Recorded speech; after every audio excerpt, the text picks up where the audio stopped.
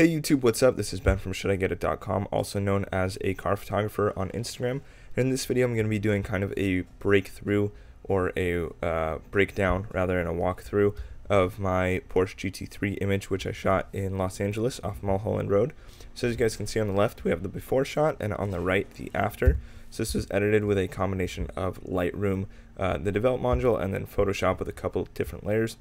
I want to give a quick shout out to Juan and A-Spec Photography, who commented on the Instagram post requesting to see how this was done, and on Instagram I posted the before and after, so I'm going to walk you guys through that right now. So as you guys can see here, there are quite a few differences between the shot on the left here, which is our original, the shot on the right. If you want to know the settings that I shot with, it was at 1/800th of a second, f3.2, ISO 100. This with the Tamron 24-70 f2.8 VC with vibration control turned on, and the Nikon D800 camera. So I did this shot right here, and you can see I turned the polarizer to minimize reflections on the left side. So you see we have this terrible glare right here on the rear window, and then you can see that I have this shot, which is also very similar, but here I have way more reflections on the left and a lot less on the back. And if you don't know how to shoot these two different exposures, that's going to be with the double polarizer method, and I'll have that video linked below. So let's take a look at the original file, which we have right here.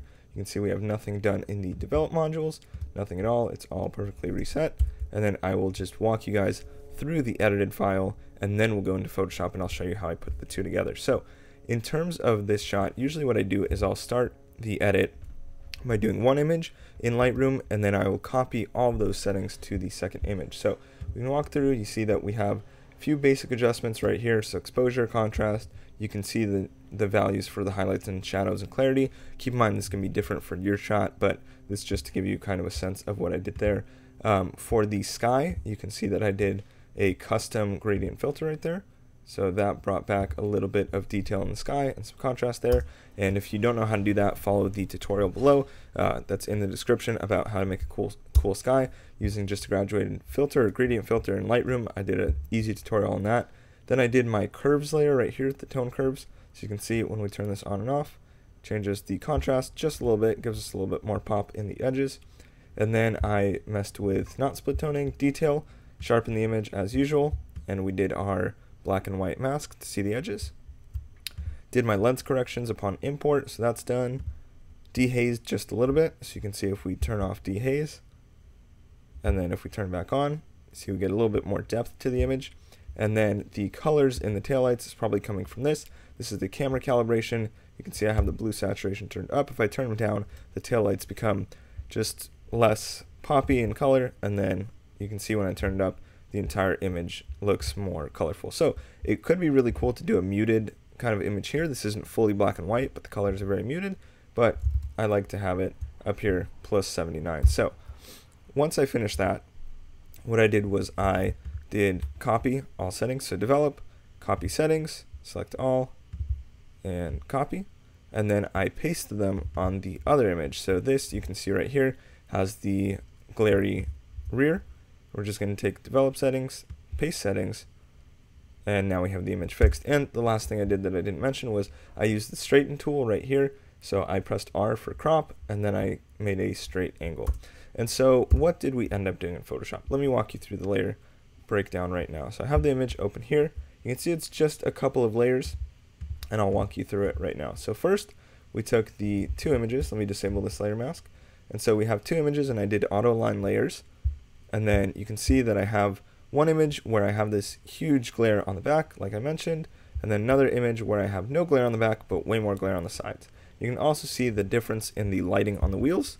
So here I have dark wheels, here I have bright wheels, and so I want to keep the bright wheels and get rid of the reflection. So again, we did the double polarizer method, and for this I just did a layer mask.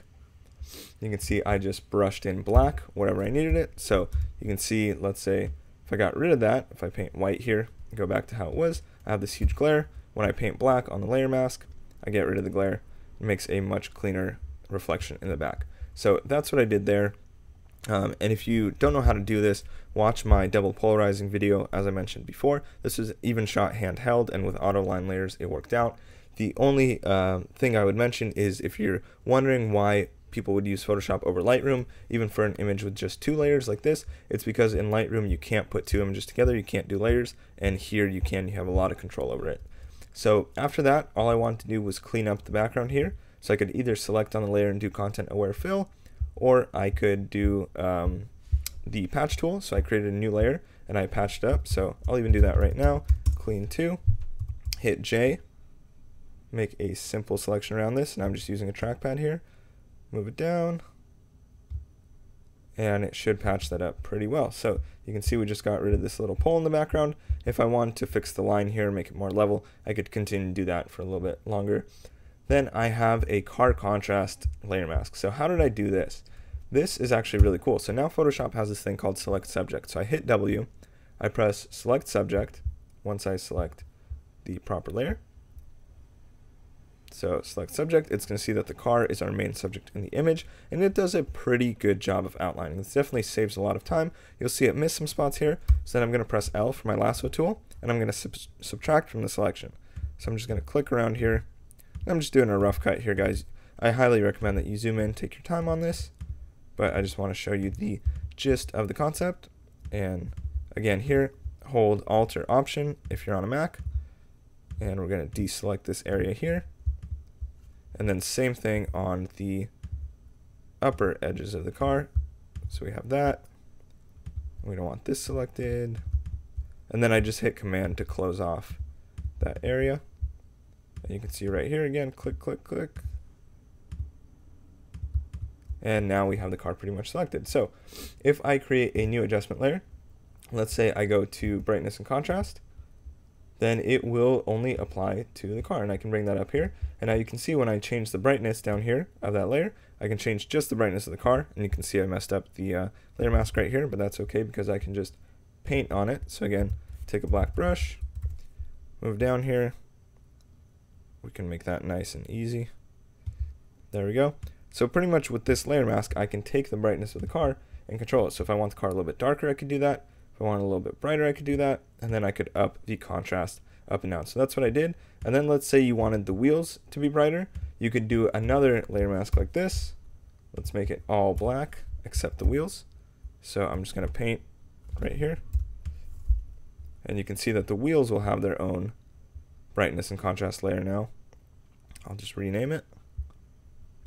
So let's call this rims. And you can see now the wheels get a little bit brighter. And again, if I wanted to, I could take the wheels and control the brightness, and I could do that for the diffuser or any part of the car that I want to, which is nice. And again, you just want to make sure you paint that perfectly.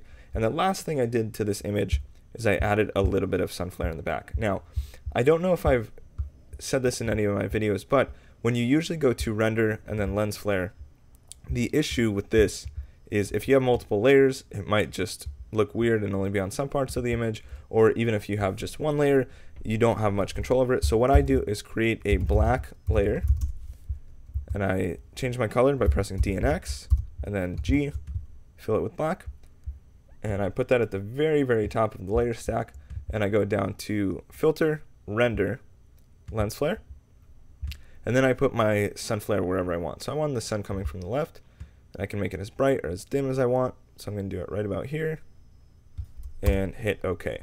And the secret here is you just change your layer blend mode from normal. You go down to screen, hit enter, and now you can see that we have control of this layer. And what I mean by that is I can erase some of it. So I can go down to layer mask and then start brushing black, and this will brush away the lens flares here. So I don't necessarily want them on the back of the car, and I don't want them too much on the top. So I can do that. And now we have our sun flare in the corner.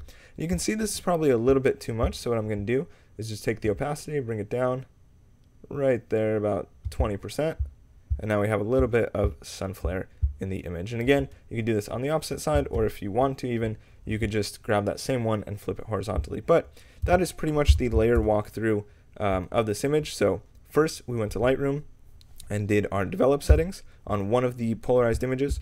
Then we copied those settings over to the second polarized image.